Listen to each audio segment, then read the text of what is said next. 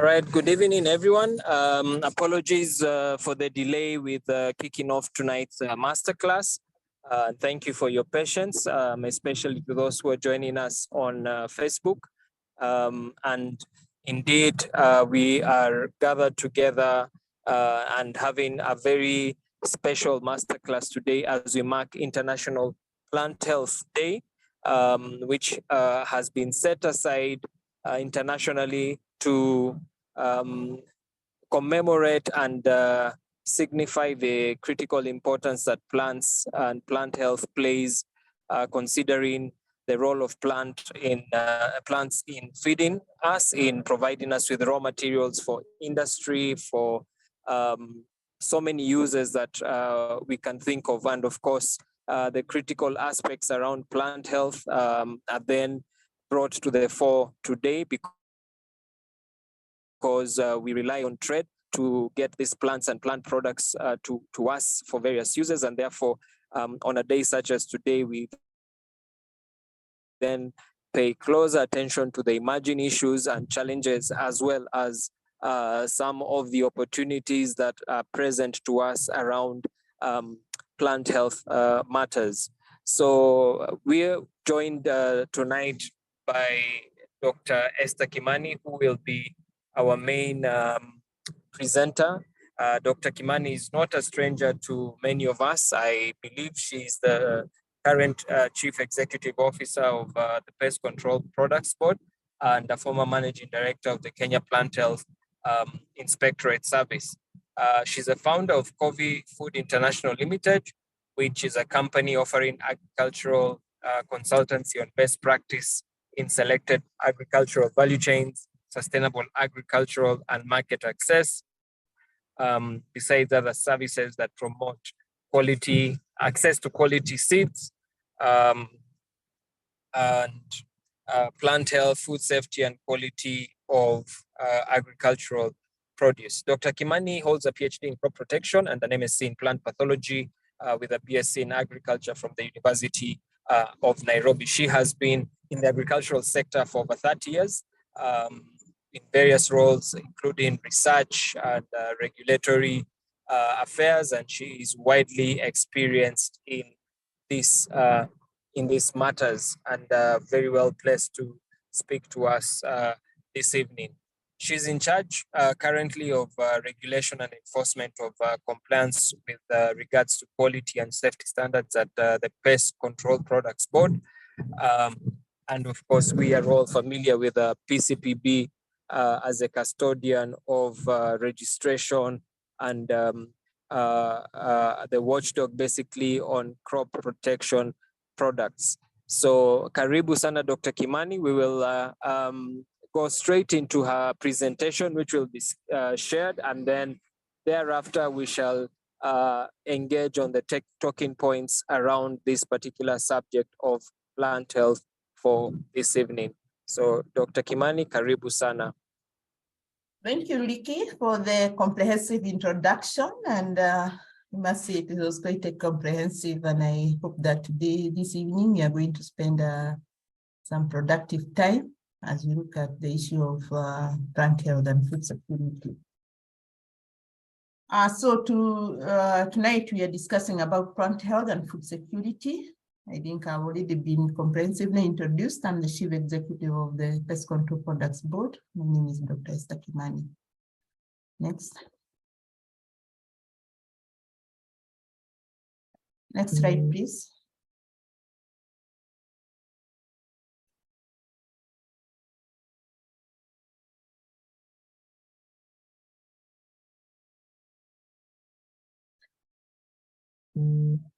So as you all know, all of you, today we are, and as Ricky has mentioned, today we are celebrating the International Day of Plant Health. And if you go to that website, www.ippc.int, you'll be able to get more information on what is going on at the international level with regard to celebrating this day. So healthy plants can help end hunger, reduce poverty, protect the environment, and boost economic development. That's the theme of this year's celebration. And the purpose of this day is to call on everyone to raise awareness and take action to keep our plants healthy and help protect the environment and biodiversity. Let's go on. Next. We start with looking at the definition of plant health and also on food security. And FAO gives us a very good definition on food security. This is food security exists when all people at all times have physical and economic access to sufficient, safe, and nutritious food that meets their dietary needs and food preferences for an active and healthy life. So plants provide over 80% of the food consumed by humans and are the primary source of nutrition also for animals, including livestock, for the livestock that we also eat sometimes. So healthy plants are vital for sustainable and profitable crop production and the quality of the produce. So plant health may be so we define plant health, which may be defined as the ability of a plant to carry out its physiological functions, the best of its genetic potential. So like human beings, plants also get sick. They can get sick when they are attacked or affected by pests. And we'll get this definition at the International Plant Protection Convention. The ISPN number 5 has got various definitions that deal with plant health. And so they define pests as any species, strain, or biotype of plant. Those are the weeds, animals, or pathogenic agent injurious to plant or plant products. Sometimes instead of just seeing pests, you can find some of the publication referring plant pests. Then the pathogen, the microorganism causing disease, but most of the time you'll find that pathogens and diseases will not be discussed because they are also part of the pests. So looking at food security, as the world continues to grow, much more efforts and innovation will be urgently needed in order to sustainably increase agriculture production, improve global supply chain, and decrease food losses and waste. So all that creates opportunity in agriculture. So there's need to ensure that all those who are suffering from hunger and malnutrition have access to food. So world leaders at the 2012 Conference on Sustainable Development reaffirmed the right of everyone to have access to safe and nutritious food, consistent with the right to adequate food and fundamental right of everyone to be free from hunger. So that's the goal of the world, that everyone should have access to safe and nutritious food and be free from hunger. So sustainable development goal to end hunger, achieve food security and improve nutrition and promote sustainable agriculture. Note the word sustainable agriculture. Recognizes the interlinkages among supporting sustainable agriculture, empowering small farmers, and also promoting gender equality, ending rural poverty, and ensuring healthy lifestyles, and tackling climate change. So agriculture system worldwide must become more productive and less wasteful, and sustainable agricultural practices and food system include both production and consumption must be pursued from a holistic and integrated perspective for us to achieve food security. So issues of food security in Kenya. We already have the agriculture sector transformation strategy that guides the policy that is guiding agriculture at the moment. And it has got various goals on how we should achieve our food security. However, looking at Kenya, our main staple food is maize, and others include rice, wheat, beans, Irish, and sweet potatoes. And also we have other traditional crops that are coming up, such as, or they have been there, such as sorghum, millet, cassava, arrowroots, and yams. And I was looking at those foods and looking at, we haven't put a lot of emphasis on vegetables and even fruits as part of our diets, which means that we still have a long way to go to really encompass the aspects of nutrition in our food security. So other components of our foods are the fish and livestock products. So agriculture transformation is critical to growing the economy, reducing the cost of food, alleviating poverty, and delivering 100% food and nutrition security. Every Kenyan should have access to affordable and nutritious food. Over 18 million Kenyans have earned their income from agriculture, and the country's economic growth therefore depends on enabling these people to achieve food and nutrition security and contribute more to the economy.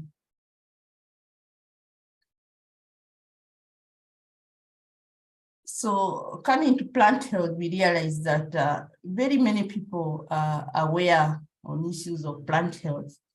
And having worked with the KEFIs, I can attest to this, that sometimes you almost practically have to run after people, fight for them to really get what it really means to give attention to plant health people.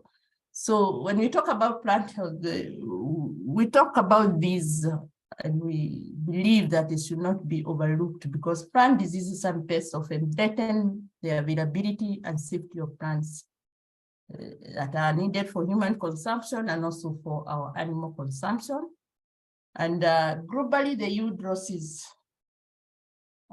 of important staple food can lead from 30%, and hundreds of billions of dollars are lost through food production, or even some of them, they will be affected during storage.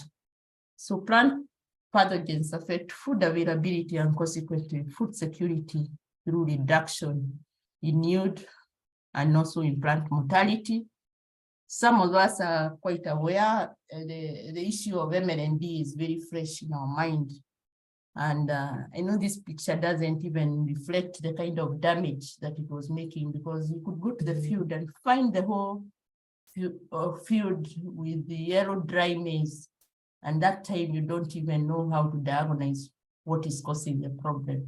So you can imagine so many people lost when that disease came in between 2011 and 2014 before we could really find out on how to manage it.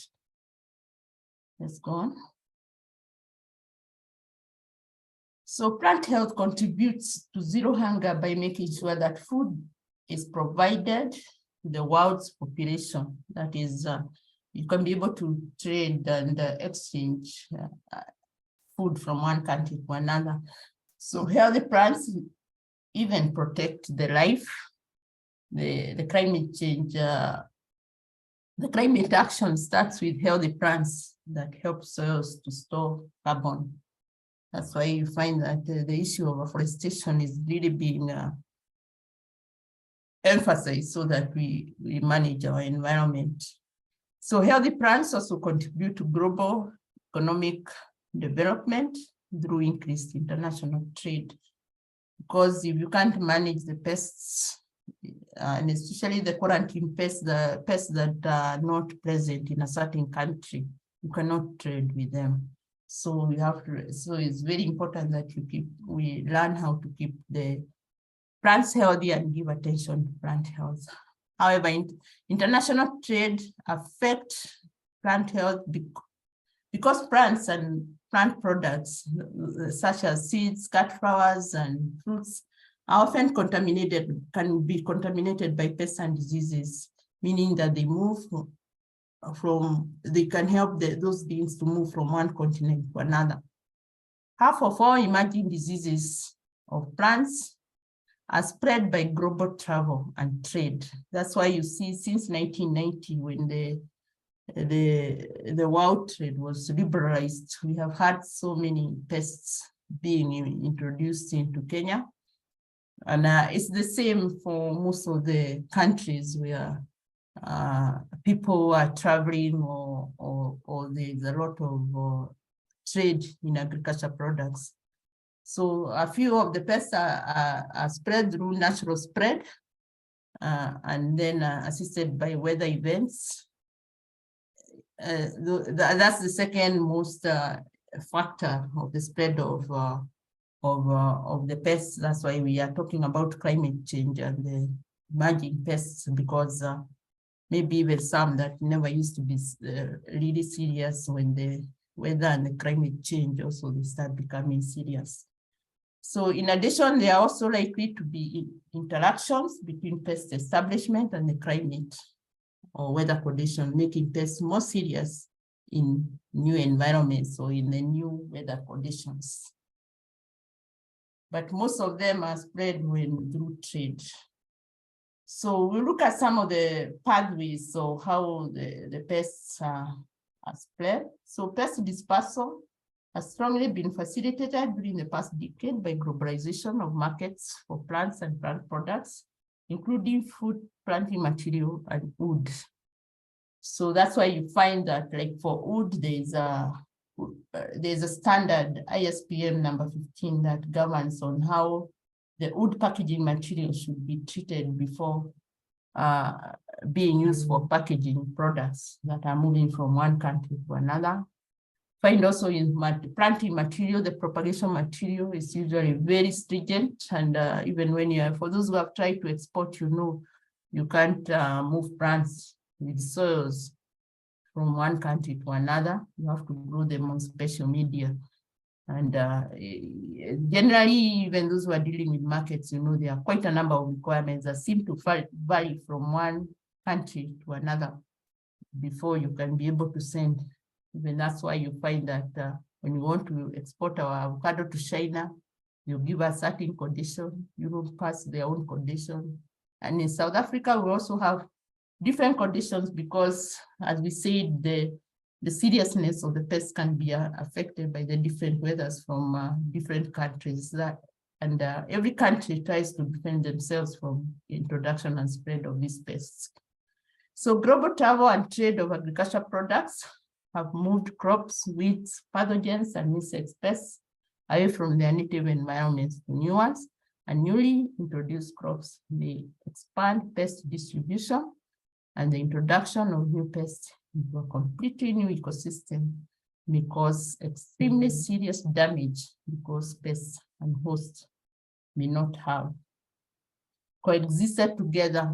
In simple words, we usually say the natural enemies of those pests may not be there in the new place. So if the pests find a favorable environment, they will just multiply and cause havoc. That's why you find that even some pests that may not be considered very serious in their country of origin, when they come to a new environment, like the Raja green borer, that can just finish your maize in the granary if you don't treat it. You find that from whenever it came from, it wasn't a serious pest, but once Kenya, it found a very nice environment, and it does a lot of havoc on grains, especially maize. Next. So in history, we have got classical examples of the damages that have been done by pests and caused havoc, but I'll just mention a few. So damages caused by, they include the Irish potato famine, caused by Phytophthora infestans. I'm sure those who have done crop protection as a course, this one didn't escape the lecturer. And then we have got others like the coffee rust in Sierra Leone in 1860. It just wiped out the coffee, and the great bingo famine caused by Midosoporium oryzae on rice. That's in current Bangladesh. In Kenya, in our neighboring countries, we also have around 2011 also, we had these bacterial whips and Xanthomonas almost threatening to wipe out bananas in Uganda. You know, in Kenya, we had to really enforce very stringent quarantine measures on the bananas, especially planting materials coming from Uganda. And also we had to do a lot of surveillance, especially in the counties that are the border of Uganda. So at least in Kenya, it never became such a great problem, but in Uganda, it was. In fact, we had to take a trip to Uganda just to understand the disease and see how we can prevent and respond if it's, in case it's introduced in Kenya. Then we also have we are very fresh with the MND and the fall armyworm. The fall armyworm is still there, but you also remember when it came in, when we didn't even know how to approach its management, the havoc it did into our maize, and it was new, because we didn't have very serious diseases or pests attacking maize before. So other insects and plant pathogens continue to damage our crops, and it costs the farmers a lot to manage them. And we also have weeds. They are also classified as pests because some of them can damage your crops, or they are invasive, they replace everything. So I looked at, there are some research that say that in central Kenya, 57 to 42% losses are caused on maize and beans, respectively, by pests. Effective pest and disease management and approaches, including pest management strategies, are required to successfully prevent and mitigate pest damage. Next. So there are various global efforts that are taken to reduce the pest spread, and an understanding of the pathways is needed when determining what measures should be taken to mitigate and adapt the changes in pest risk. And so some of the pathways, that is the ways in which the pests can be moved from one country to another or be spread, is through wood packaging materials, as I had mentioned. It can also be the seeds. In fact, the seeds, the seed-borne diseases and the pests that may be contaminating the seeds. This one can be a very effective dispersal mechanism, because when seed come is being planted all over the country, and then you find the diseases can spread very fast. And that the planting materials are maybe the vegetative planting materials, like let's say you're planting cabbages, the seedlings, or for other plants that are planted, propagated vegetatively, you find that if that seedling is sick or if it's affected, then the materials can really spread the disease. So also soil and growing media. That's why when you're exporting or even not exporting, even if you're a propagator, you are encouraged to make sure that your soil is sterilized, so the growing media that you are using is sterilized, so that you don't distribute diseases as you sell your seedlings. Then other things that can spread disease are the conveyor belts, when the grains or the seeds come in and they have to be moved from the ship through the conveyor belts to packaging. So you can have your good material, but if the equipment that is being used is contaminated, and then you find that the plant material can be contaminated. So that's how also, like, you can find that maybe weavers that are not in Kenya, like, you find that if they are on those conveyor belts, then they will contaminate the grains if you're importing grains. And then even if the plants had been cleared and certified from the farm, then you find that it can be a source of contamination or when cargo is moving, if it's not well sealed, or you can find, especially in the moats, they can contaminate, they can hitchhike, and then it's the, yeah, and then also when animals are moving, they can move, especially the invasive species, if they are sticking on their skins. Then passengers, these ones are usually very notorious. They come up with small, they hide seeds or small materials in their packages, and then they, or even sometimes it could be a harmless fruit that you have come with, and then after you have eaten whatever you have thrown away, you are introducing pests into the environment, and over the years they multiply and they become havoc. However, the others, as much as we can try as humans to manage, the others that are just natural disasters, but maybe spread by weed or such. But I'm telling you, if we can manage the one we are moving around, we can manage maybe over 90% of the spread of diseases and pests. So considerable national and international efforts have been made to reduce the risks of international pest movement, and then the publication of implementation of international standards are there, and they are developed by the Commission on Phytosanitary Measures and the Secretariat of the IPPC.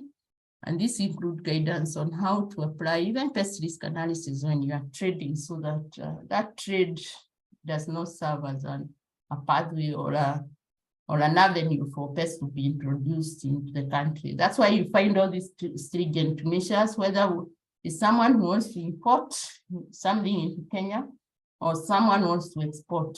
So these are principles that have been agreed internationally that are used to try and prevent the introduction and spread of harmful organisms. And therefore, for those who are understanding the concept of plant health, they should ensure that they respect these standards so that we facilitate safe trade among nations. Okay, thanks. Next slide.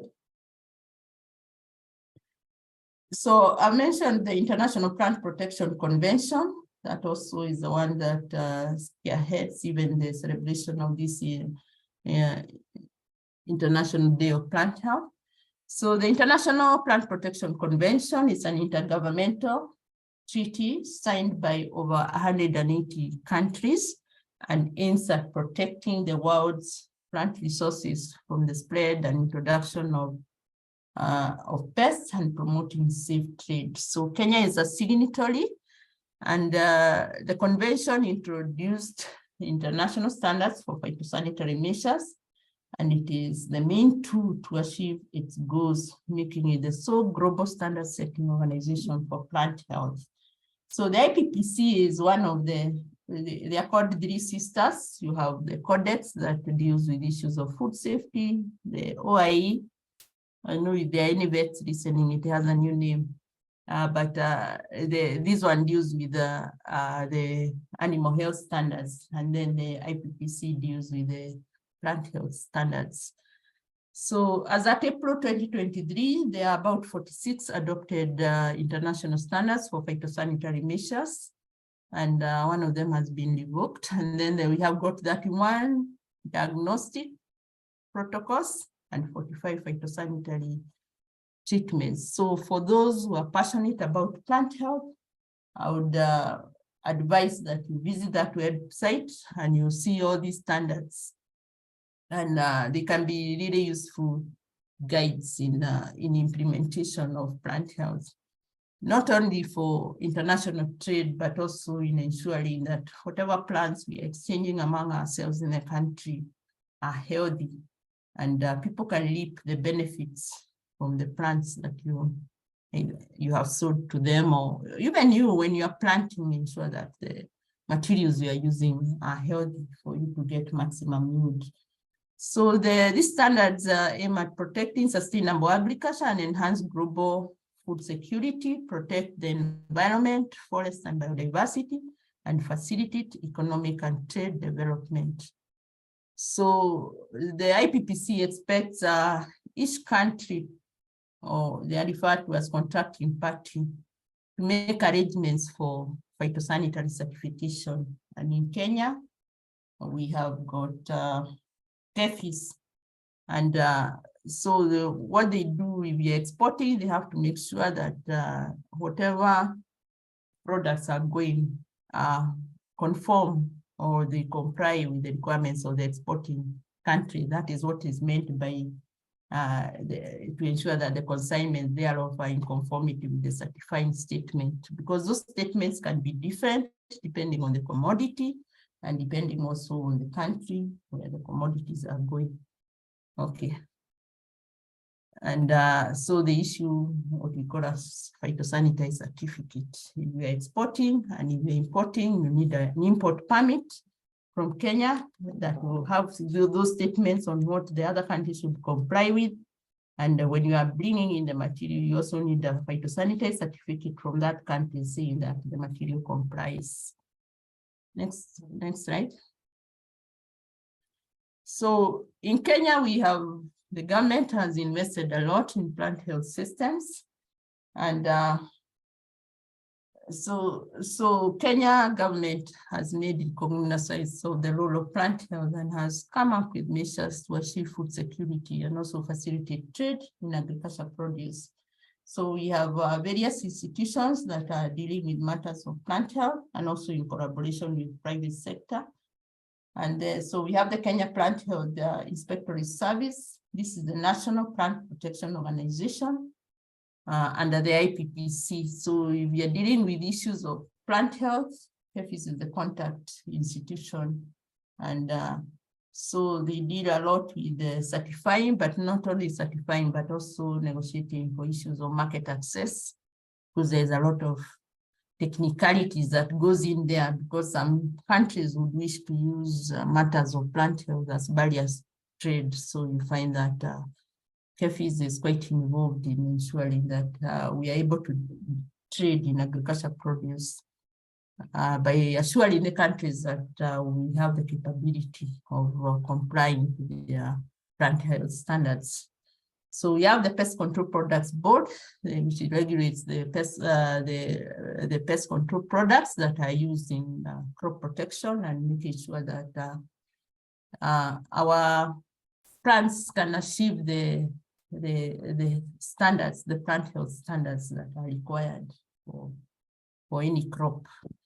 Then you have the Crop Protection Department under the Ministry of Agriculture. This one mainly deals with issues of invasive migratory pests, but also when we have emergencies or introduction of pests that are causing havoc, they're usually the coordinating institution. They bring the other institutions together, and then we're able to, and we need the private sector, which is also needed because they are the ones who provide the solution. For example, you find that the pest control products industries were very private sector regulated because government doesn't do business. And so they are the ones who provide those solutions. But of course, they are guided towards it. Then we have the private sector, the color for research, especially when new things are being introduced and no one exactly knows what they are, then they can liaise with other researchers and come up with solutions and advise the government. And we have got various committees that deals with emerging pests, depending on the sector, especially in the horticulture sector, where the trade is really affected by the pests. You find that there are various committees that we have with the private sector players to sort out the issue of plant health for continued and sustainable trade. Then also sometimes we have to collaborate with international institutions, and especially in addressing emerging pests. So sometimes we can look for our friends from America, UK, or wherever, and the international organization like CABI and CIMIT and all those, and ICIPE, we work with all of them to make sure that we address the issues of pests and emerging pests. Next. So in conclusion, I will say that maintaining plant health has an important role, as plants serve as a source of livelihood in an agriculture-based environment. And then also the plant health serves as a driver to food security and safety for human and animals, and recognizing the role of plant in food security and environment. The United Nations declared the year 2020, sorry. Yeah, as the international, that's the first time that that year, the International Year of Plant Health was declared, and we have continued to celebrate it every year. So next. So we all need to note that the measures to address food security and plant health issues are multidimensional and involve all stakeholders, both within the country and beyond, depending on the pests, and also enhancing knowledge. We also need to enhance knowledge and skills of our players. So enhancing that knowledge is key. And that's the end of my presentation. Thank you for listening.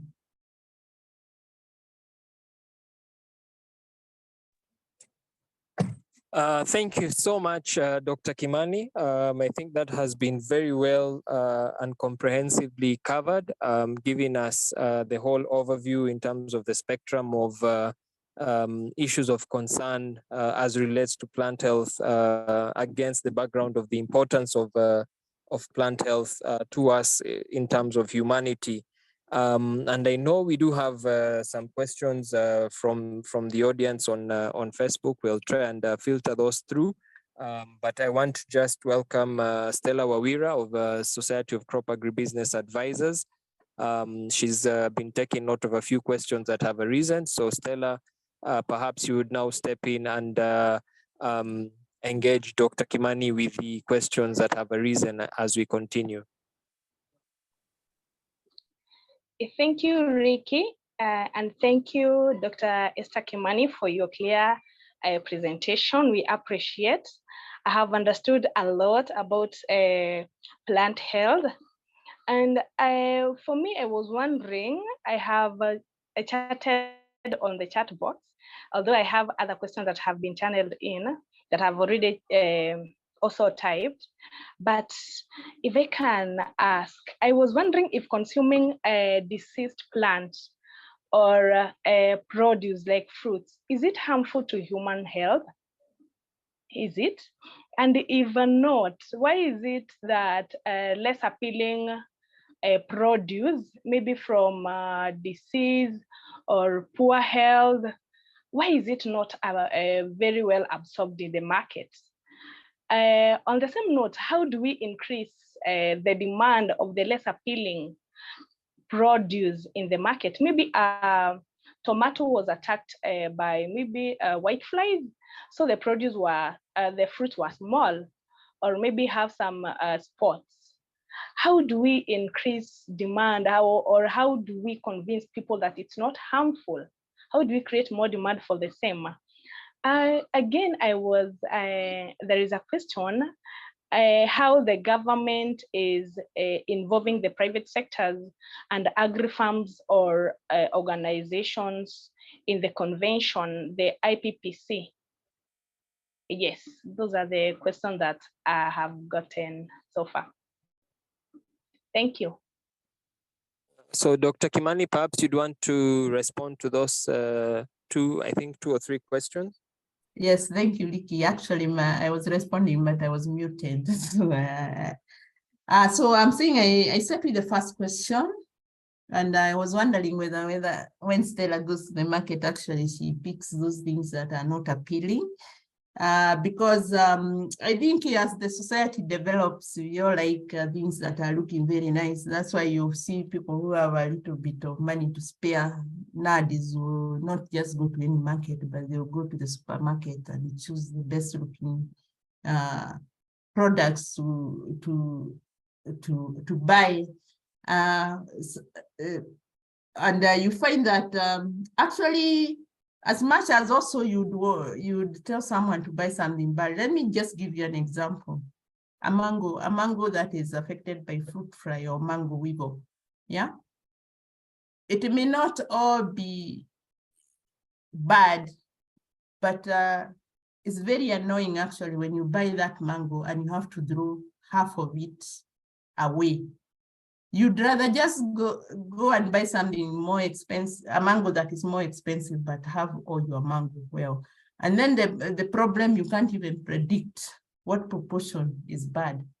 I don't know, some of you who have bought the bad potatoes, you know how annoying it is when you buy a whole debe of potato, and when you are peeling, you have to waste time and then throw half of them away. So it's hard for anybody to convince anybody who has money to buy something that is not good enough for the purpose for which they want to use it, because you end up throwing half of it into the dustbin and you have already spent your money. Then you're asking why we can't eat that kind of food, whether it's harmful. Some of it may be harmful. For example, if maize is affected or greens are affected by aflatoxin, you find that it's a slow killer, and in fact, in very high concentration, it can even be an instant killer. But I don't know, maybe what we need to do is also invest more into processing facilities so that the less appealing products that may not be so bad, they can be processed. And a good example is the avocado industry at the moment. You find that as we export the kind of appealing products, then for the ones maybe it's only the skin that had those spots and couldn't be accepted in the market, then it can go for processing of oil. I think that is the only solution way out, even to reduce the waste of the food. Otherwise, I think as consumers get more money, I don't think they are willing to put things that are not appealing on their table. You can imagine if you are serving people oranges and they're half most of them are half rotten, you know. Yeah, or the skin is looking so bad, no one would be really impressed by what you are serving. Then you are asking how the government involves the other actors in plant health.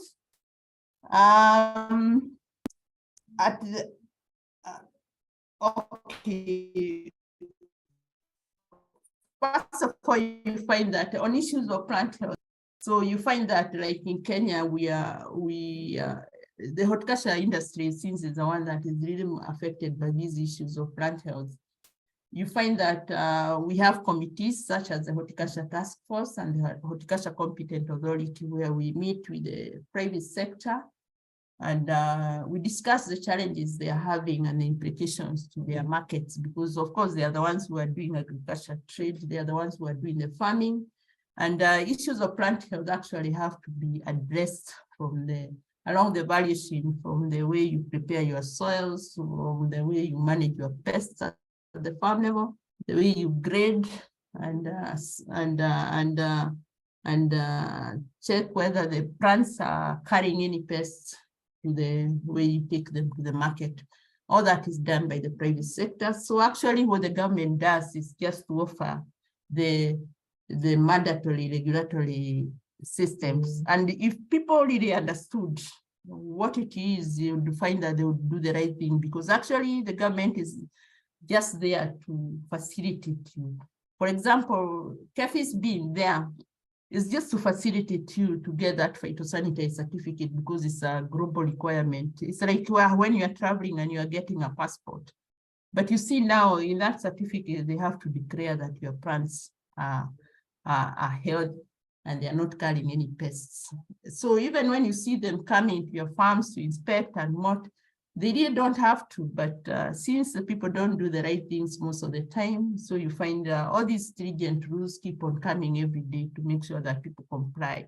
But even so, as agribusiness advisors, we need to understand issues of plant health so that when we are advising people, their produce are compliant to the market requirements, and then we won't have even the regulator running after the business people so much, because they already be compliant and they'll be just sitting at the airport and looking at your plants, saying they are good, and give you a certificate and you go.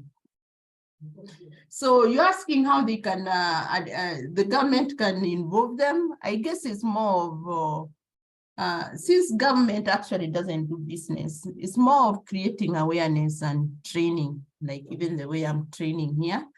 But I'm hoping that by what we have discussed, some people have picked something that will help them even to do their jobs better in terms of plant health. But also the government receives a lot of information, because you find they will go to this meeting, they'll come with information and then they communicate it to the citizens or the players who are affected. So also as agribusiness advisors, it's good, and that's why I have emphasized that some of the tools that can really help you to understand issues of plant health, so that you are able to make the work of the government easier.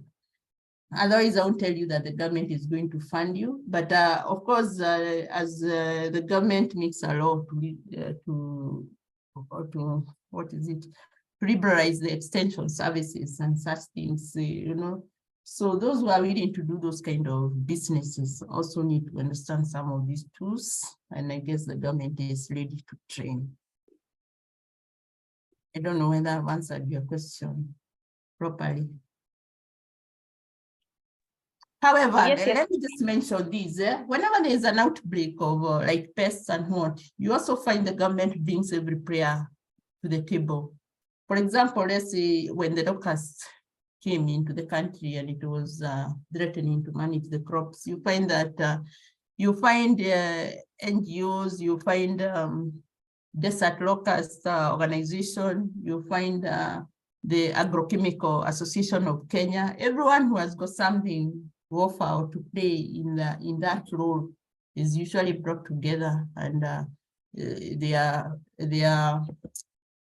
what would I say? They are made aware, or they are facilitated if it's a case that the government is taking lead to make sure that they play their part to sort out the issue of the plant health. But on the day-to-day management of pests, I guess everybody has just managed what they have. But the government comes in more when they are in outbreaks or invasive species that are not the normal pest management. But also in the normal pest management, they have institutions like PCPB that is continually registering the pest control products that provide solutions to the management of the pests in the country. Thank you. I think, I hope I have exhausted that question. Yes, yes, you have. Thank you for the response. Maybe Ricky can check on the other side of the platform whether we have more questions. Currently none. We have just comments on the audience on Facebook who are all following and basically indicating that they are following this discussion, which of course began earlier today. We even had the opportunity to hear from other stakeholders within KEFIS, where there was a broadcast covering the same. And of course, many other organizations have also been engaged on this matter. And Dr. Kimani, as we continue, perhaps I would also want to ask, with regards to the fact that Kenya is not just part of a global community, but also at the regional level, appreciating the ongoing development and evolution of the East African community as our immediate regional bloc. And knowing that we have an SPS protocol already in place, which of course from a trade perspective, what we would like to see is more seamless movement of goods and services across the borders. And sometimes the frustrations that are expressed are that despite having common reference points and common tools, we still seem to subject traders to undue or overly much inspection, for lack of a better word.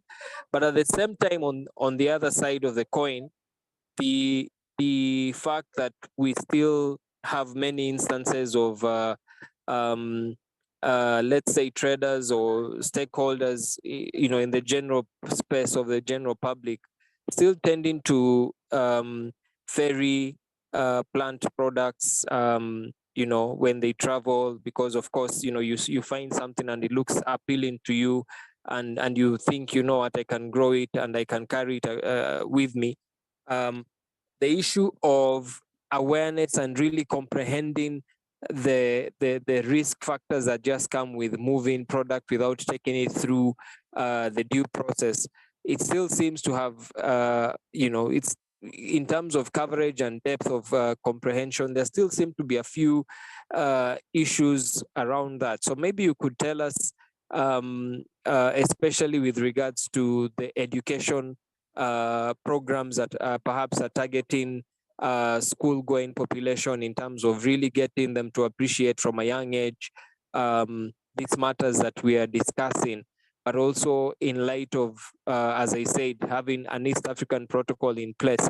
How far are we going towards harmonizing our controls, and what can we look forward to, even as we reflect on this particular day and look forward to, of course, improving trade within the East African community and Africa as a large, considering the Africa Continental Free Trade Agreement that is also in play? So thank you, Ricky, for your question. I think with regard to the harmonization of standards, a lot of work has been done in the harmonization of the plant, or what we call phytosanitary standard, or the SPS standards across the region. So because we had a tripartite that was looking at harmonizing all the way to the East and the Southern Africa. And then we have got the East Africa protocol that is already signed by most countries. I don't know whether the last time I heard of it, we were waiting for Tanzania to sign. I don't know whether they signed. Maybe Kefis can update on that. And so we have got all these standards that have been agreed upon. And right now we are also discussing the same at the African Continental Free Trade Area. And SPS is key in facilitating trade across. But as you say, we continue to subject products to inspections, because we realize that actually SPS issues is not having documents, but the practice of it. And you find that most of the other African countries have not really given emphasis into getting their SPS systems strong, like in Kenya. And you find that among also the countries, you find that Kenya is the one that is quite vibrant in agriculture, in the global, in participation of the global market with agriculture commodities and fresh produce. So we are quite vigilant in protecting our environment and ensuring that these pests are kept away. And also you find that if we relax, you find that people even beyond East Africa who use our neighbors, the routes around from our neighbors to bring in commodities that whereby risk assessment has been done and they have been found that they can be risky when they come to Kenya. So that's the reason why you find that we are quite stringent also in inspecting products that are coming in, because we are not sure whether they have been certified properly or they have been inspected, because of those gaps that are there. However, Kefis has taken a lot of initiatives to build capacity among the East Africa community players, and both traders and also the small teams of inspectors that are there, and together also in collaboration with Kabi. But you find that unless the countries set very reliable inspectorate services and ways of certifying and even facilitating that, how people are certified to export. You find that. So as Kenya, we still have the obligation to protect our countries from introduction and spread of harmful organisms that can also come through our borders, from our neighbors. And so the challenge is that capacity, both infrastructure and also human resource to do the jobs in the other countries. Then you find that the other challenge you have said is, despite all these efforts, people still fail in these products and they come with them and they are not aware. But Ricky, you know, dealing with human beings is very difficult, and sometimes even those who are aware will still do it. That's why we have inspectors even at entry points looking at passengers, and when we catch people, we confiscate whatever they are carrying, and these are destroyed. But you find that if it doesn't work, the laws are being reviewed, and soon people will be prosecuted for bringing in these products, because sometimes when these pests are introduced into the country, sometimes you just hear that, like when Bactocella invadens was introduced, came into the country, or was reported to be in Kenya, we just automatically lost some of the markets, like South Africa, and some of them, like Japan, could not even look at whatever we were requesting. And you find that, others started imposing very stringent measures, not because they have found the pest in the product, but because they heard that the pest was present in Kenya.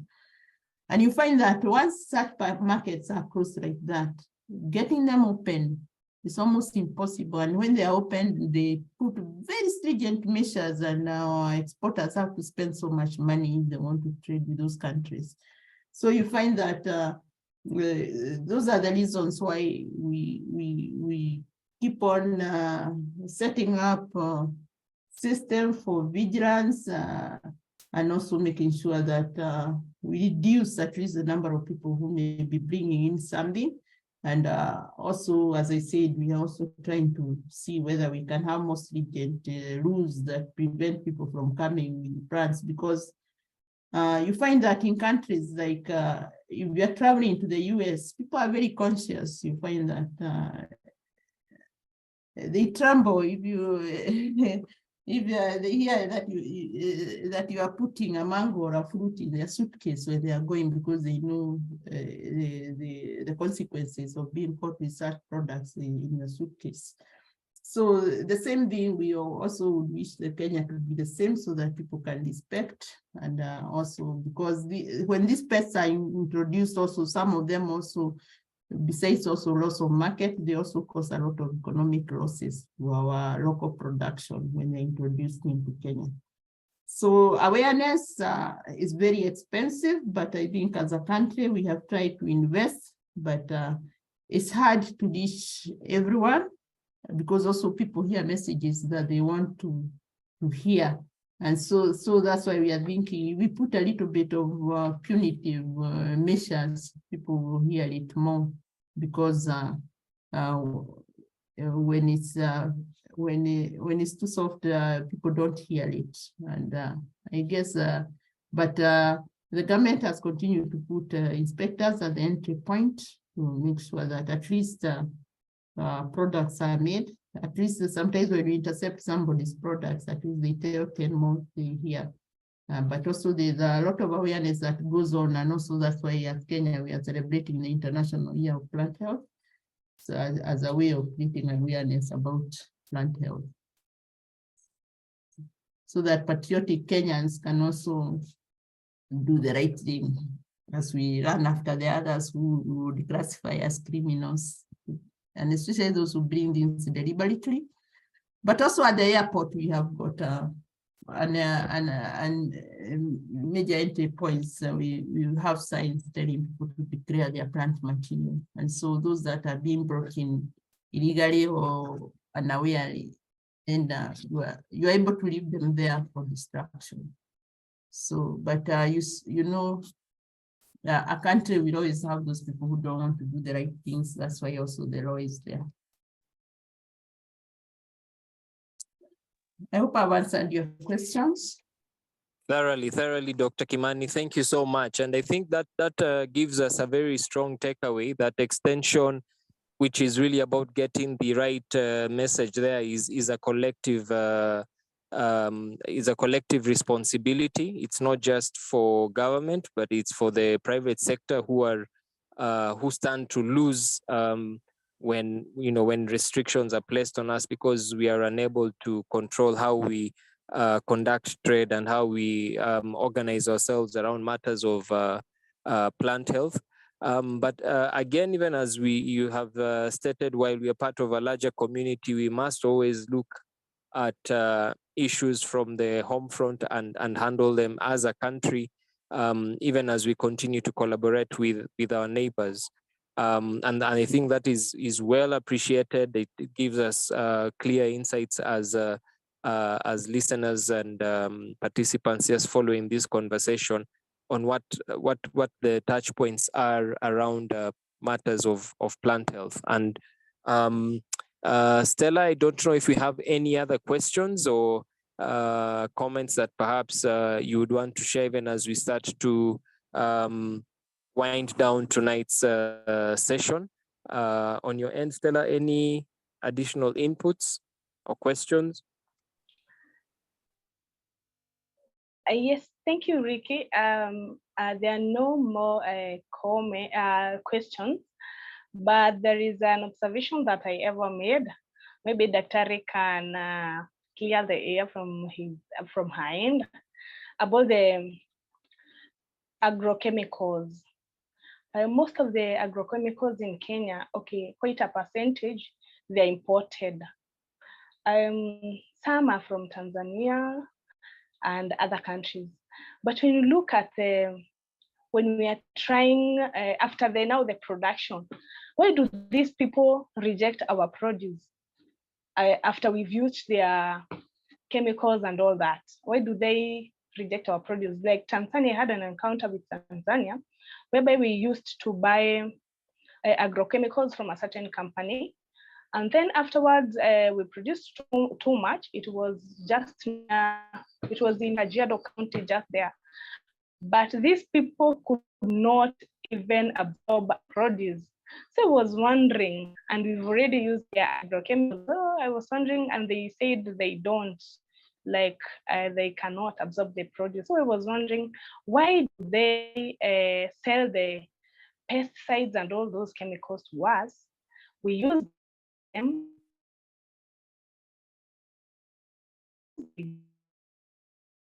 Then there are no more questions, but the comment, I think I'll comment on your comment. First of all, you're not supposed to be getting your products from Tanzania, because I don't think we, as a country, we have allowed any imports of products from Tanzania. Why do we say that? Because before we register any products at PCPB, we do the risk assessment and we register crop for, I mean the product for a particular pest for a particular crop. And in our assessment, we see what risks can it have on human health if used properly. And we are guided by the Codex standards. And therefore, we only register those products that are safe for the environment and for the human. And also they are working, they are efficacious to the pest and the crop for which they have been approved for. However, let's say you are exporting.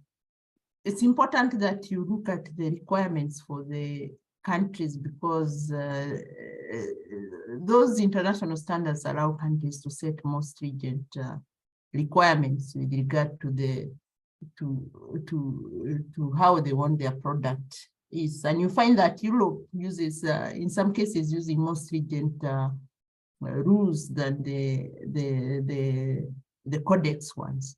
So if your product is for export to Europe, you have to make sure that either that product is not detected in the produce when the tests, or you use the products which they have approved, and you make sure also even then you meet the tolerance level which they have set. And therefore, it's important when you are trading to ensure the compliance with the different market requirements, which can differ from one country to another. So you find that most countries use the codex standards, so you might find most of the products will be compliant. And also the other danger of getting products from Tanzania is that they may not be the same concentration as the ones that have been registered in Kenya. And therefore you may use that product and then you find that you are getting MRL on your produce. And some of the products that have been registered there are not even registered in Kenya, because maybe during evaluation we found that they may not be safe to use, or the risks cannot be managed. Therefore, you are supposed to ensure that you read the label and use the product for the purpose for which it has been registered, and also observe the PHI, the pre-harvest intervals, as has been recommended before you harvest that produce for consumption, to ensure that it's safe. Then if it's for export, make sure that you're compliant with the market requirements with regard to MRL. Thank you. Sorry, and then on the coming in of you're asking why they are selling chemicals to us and they don't want them. You see, they sell them because we have asked for them, but I've also explained the reason for the process of registration. And you find that in different climatic conditions, the chemical may act a little bit differently. But the reason even why we use them sometimes is because of the pest risks that we have in our tropical climates. So, but also, as I said, we assess them to see that if they are used as recommended, then they can be safe for us. But also the fact that we have classified them as safe at that use. I said we are using codex standards, and the EU may have more stringent standards. So if you don't meet the requirement, they'll still reject your produce. The other thing is that these chemicals also, they are there also in the US, in the EU, and they are being used in the US, Australia, and even Japan and elsewhere. That's why also even us, we have registered them and we have not banned. Internationally, some of them may not be banned, though restricted in the EU. But once in a while, they also allow their people to use. But when you use them, make sure they are not detected in the product.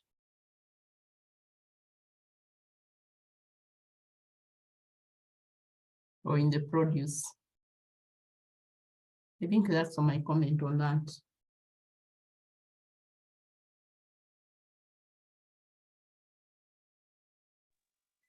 Thank you, Dr. Kimani, and thank you, Stella, for sharing those questions that I believe are coming through from the audience on Facebook.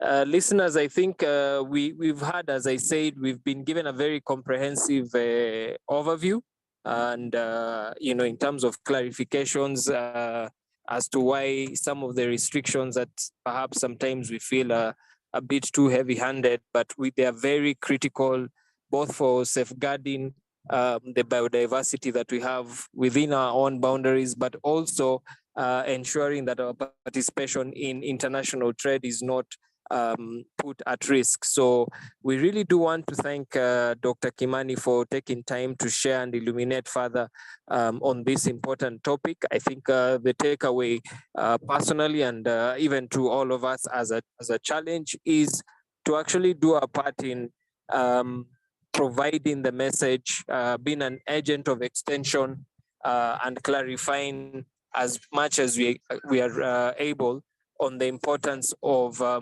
plant health, both for human prosperity, but also for economic development.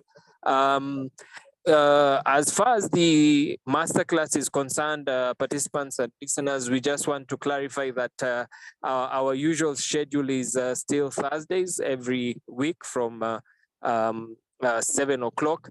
However, we did do the adjustment for this week just to align with this day when we are celebrating the International Plant Health Day. So we will be back on Thursday next week with the next segment of the masterclass.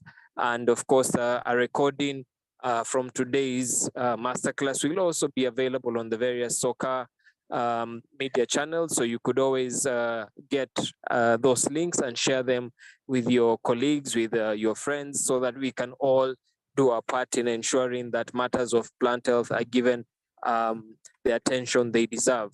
So without further ado, I just want to say a big thank you to Dr. Kimani, and a big thank you to everyone who's tuned in and followed tonight's discussion. Please do have a great evening, and let's continue to celebrate this Day of International Plant Health. Thank you, asanteni sana, and may God bless you all.